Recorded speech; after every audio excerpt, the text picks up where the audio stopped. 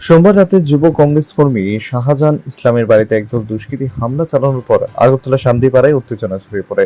Social মিডিয়ায় এই viral হওয়া ভিডিওর প্রেক্ষিতে এই হামলা চালানো হয়, যেখানে ইসলাম বাকরা ঈদের সময় সাম্প্রতিক ঘটনার সমালোচনা করেছেন এবং মুখ্যমন্ত্রী ডক্টর মানিক শাহ এবং ত্রিপুরা পুলিশের নিন্দা করেছেন, যার পরিপ্রেক্ষিতে প্রতিশোধের মনোবৃত্তি নিয়ে শাহজাহানের বাড়িতে ভাঙচুর করা হয়েছে। তার স্ত্রীর শ্লীলতাহানির অভিযোগ রয়েছে এবং পরিবারের সদস্যদের উপর হামলা চালানো হয়েছে। কংগ্রেস বিজেপি নেতাদের প্রতিশোধ হিসাবে এই হামলার পরিকল্পনার অভিযোগ করেন কংগ্রেস রাজ্য সভাপতি আশিস কুমার সাহা। সাংবাদিক সম্মেলন করে তার বাবা, তার মা, তার স্ত্রী এবং 8 মাসের তার ছোট্ট শিশু, কোলের শিশু, এই ঘটনা তারা নানাভাবে আক্রমণের মুখে পড়ে আহত হয়েছেন, লাঞ্ছিত হয়েছেন, চিরতহানির মতো ঘটনা সেখানে সংঘটিত হয়েছে। বিষয়টা আমি যদি সবটা পুঙ্খানুপুঙ্খানুভাবে তুলে ধরি, গত 7ই জুন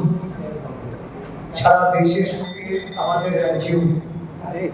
কুরবানি ঈদ উল জোহা এটা পালিত হয় এবং এই ঈদকে কেন্দ্র করে তার আগের দিন 6ই জুন যখন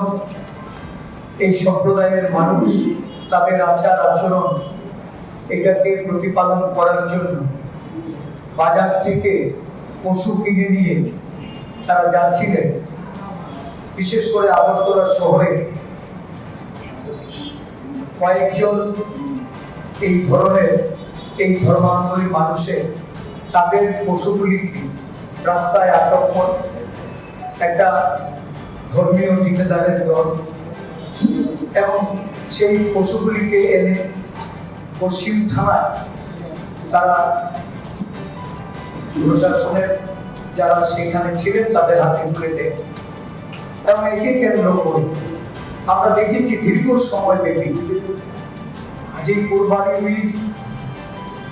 যে ঈদের শুভেচ্ছা বার্তা দেশের প্রধানমন্ত্রী, রাজ্যের মুখ্যমন্ত্রী এবং এই ঈদ উদযাপনে তাদের শুভেচ্ছা জানিয়ে, অভিনন্দন জানিয়ে, সম্প্রীতির সঙ্গে এই ঈদ যেন উদযাপন করা যায় তার জন্য বার্তা পাঠিয়েছিলেন। কিন্তু এটা সম্পূর্ণ 6 তারিখ থেকে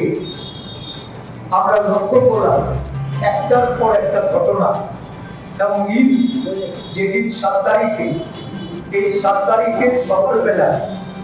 কোরবানির ক্ষেত্রে বাধা দেওয়া, কোরবানি করা তাদের যে পশুগুলি সেগুলিকে তারা ভূগর্ভস্থ করে দিতে বাধ্য করে, যেখানে কোরবানি হচ্ছে বাড়িতে গিয়ে আক্রমণ করা। শুধু তাই নয়, এই সম্প্রদায়ের একজন প্রবীণ মানুষকে সে সপরিবারে একটা অনুষ্ঠানে যেতে যখন টমটম করে যাচ্ছিল, এই টমটমটা থামিয়ে তার গাড়ি টেনে ছিঁড়ে নেয়, তার স্ত্রীকে মারধর করে তার টমটম গাড়িটি ভেঙে দেয় এবং বিক্ষিপ্তভাবে 6 তারিখ 7 তারিখ সারা রাজ্য জুড়ে বিভিন্ন ঘটনাগুলি যখন সংঘটিত হয়, শুধু তাই নয়, এই ভারতীয় জনতা পার্টি যিনি পদাধিকারী, একটি কর্পোরেশনের চেয়ারম্যান তাপস মজুমদার, উনি হোয়াটসঅ্যাপে একটা উস্কানিমূলক উন্মাদনা তৈরি করার জন্য এবং বিভেদ তৈরি করে সেখানে কিভাবে উত্তেজিত করা যায় সেই লক্ষ্যে উনি একটা পোস্ট করেন। আমার হোয়াটসঅ্যাপে এটা এখনো আছে। এই ধরনের ঘটনা একের পর এক যখন ঘটছে, স্বাভাবিকভাবে এই সম্প্রদায়ের মানুষের অনেকের মনের মধ্যে ক্ষোভ এবং তার ক্ষোভের বহিঃপ্রকাশও যথারীতি হচ্ছে